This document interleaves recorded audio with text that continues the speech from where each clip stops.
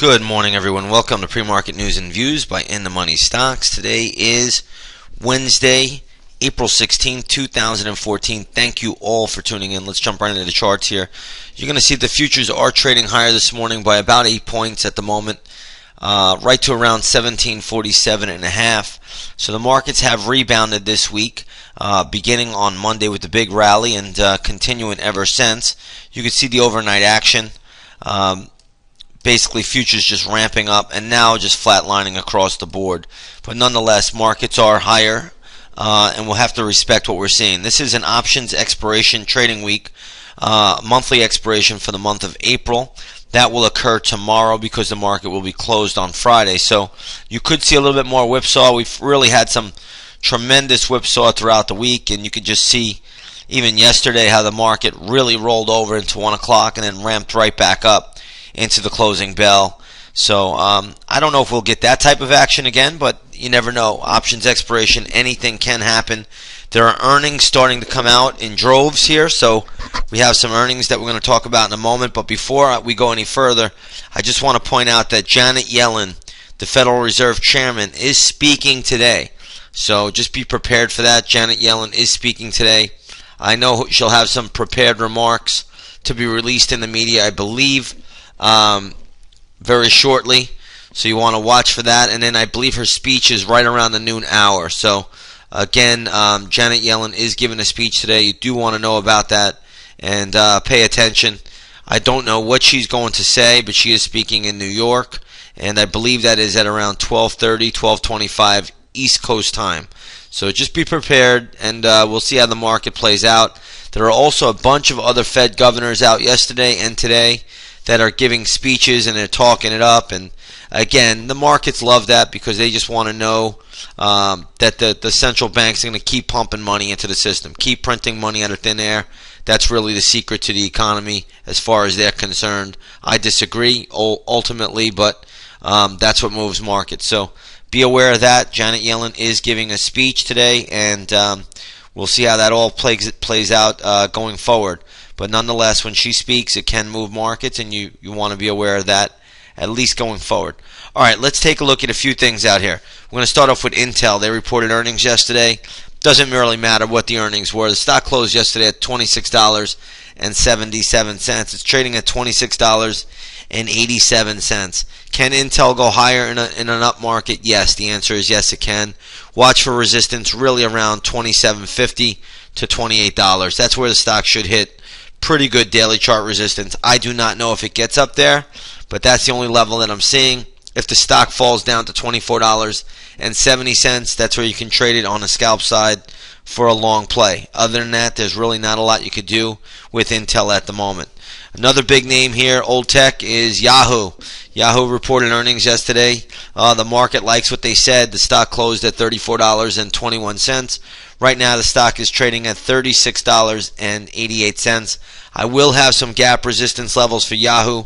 They will be posted up in the chat room. We will look to scalp short this equity. So again, that will be posted up in the chat room at 9 o'clock today for Yahoo. So we'll see how that one plays out. But right now, it is a strong gap higher. Stock is trading decently higher. And again, like I said, we will have some gap levels for Yahoo today. Let's take a look at Bank of America. Right now, Bank of America is trading reported earnings. The stock closed yesterday at $16.39. It's currently trading at $16.27. There's not a lot we can make out of this one. So again, I don't know if the earnings were good, bad, sad. I couldn't make anything out of them. Not that I really care about them, but I just wanted to see what the bank stocks were saying. But they write down these charges and these fines that they have, so it's very, very difficult to gauge. When I'm looking at Bank of America right now, I have no interest in owning the stock whatsoever either way. If the stock did get down to around $14.40, yeah, I would consider it there. But until then, I have no interest whatsoever. Next stock on the list here is CSX Corp. This is one of the leading railroads in the United States. Looks like they complained that their business was down because of bad weather. Again, we hear more about the weather. Either way you slice or dice it, the stock closed at $28.29. It's trading at $28.10. I do have a support level for this one for a scalp play. 27.63. Gets down to 27.63, 27.64. That's $27.64. That's where you can look for a scalp bounce on CSX. The next level after that I have is $25.80. So keep those two levels on your watch list. 27.63, and then the second level is 25.78. So those are two scalp levels you'll have for CSX Corp. Write them down. Hopefully you'll play them. Again, a scalp is nothing more than a quick day trade that lasts about 10 to 30 minutes. You're just looking to take a little bite out of the market, nothing else. Let's take a look at St. Jude Medical. STJ is the ticker symbol. The stock closed at $63.22. It went all the way up to $65 this morning. Now it's pulling back a little bit, but still trading around $63.60. I'm not 100% sure where this one is going, but it still looks like it has a lot of support here. If the lows are taken out, though, you're going to have to look a lot lower. There'll be a little bit of support around that $58 level, but ultimately, if it trades back up, you'll hit a little resistance at 68. And then really the big level is around $70.25. That's going to be major resistance. I'm not sure it could get up there, but it might. Let's take a look at SodaStream. SodaStream is rumored, and this is just SODA, soda. SodaStream is up sharply after being rumored to sell a stake or 10 to 15% stake in its company to a major beverage company. I don't know if it's true. This is Options X. This is the week of rumors. This is the week of lies. This is the week of ridiculous upgrades and downgrades, and you'll see so many of them. This is the week of institutional game playing, so be aware of that. But SodaStream is up on that news. I have gap levels prepared in the chat room. We will look to scalp short this stock if it gets to our levels. That's the bottom line. Again, I don't know if it's a rumor or if it's a fact, but they are rumored right now to sell part of their company to a major beverage company. It's ironic, though, that the rumor comes out right before options expiration, as it does each and every month. So again, we'll see how that plays out. I'm not 100% sure, but I will have levels up in the chat room at 9 a.m. There will be an IPO today. I believe private equity firm Moelis is going to price for an IPO today, so they will open up. I'm not sure at exactly. I think it's $25 a share, but you have to check for yourself where they price that IPO. So we'll see if it's a flop or a drop. Most of the IPOs recently have been flops, but there are many IPOs still coming to market. This is just one of them that is coming out today, so be aware of that. A lot of IPOs, that is never a good sign for the stock market, but nonetheless, this week the markets look like they are holding up pretty decently so far. We're going to get into the gold market here. Gold is trading higher by about $3.70 an ounce to $13.04 an ounce. So little rebound for gold. Gold was hit pretty hard yesterday. Right now it's trading at around 125.72 on the GLD. GLD closed at 125.49 yesterday after it was down over $2. But a little rebound today. We'll see if it can hold. Watch the dollar yen. That's going to be the big telltale sign. Right now the dollar yen is up about 37 cents, and that's the reason for the higher futures market.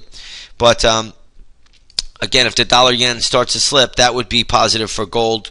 If the dollar yen rallies, that would be a negative for gold. Just keep that on the radar.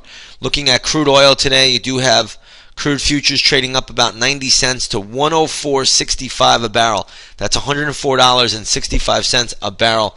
That's a pretty big move for crude. Crude is up again. Let's take a look at the USO. And you can see USO right now is trading at 37.76. It closed at 37.39. So oil looks to be in rally mode right now. I don't have a resistance level for the USO that looks solid until around 38.50, believe it or not. So oil is strong today. It's pushing up. Problems in the Russia-Ukraine area are definitely one of the catalysts. You also have some problems in the Middle East, which is another catalyst. Oil is holding up very, very well. You have to think, how much longer will the U.S. consumer be able to swallow $104 oil? But so far, the market loves it. If you take a look at the UGA, which is the United States Gasoline Fund, what you're going to look at here, I'm just going to pull up a daily chart for you, is that you're going to see this is making new highs.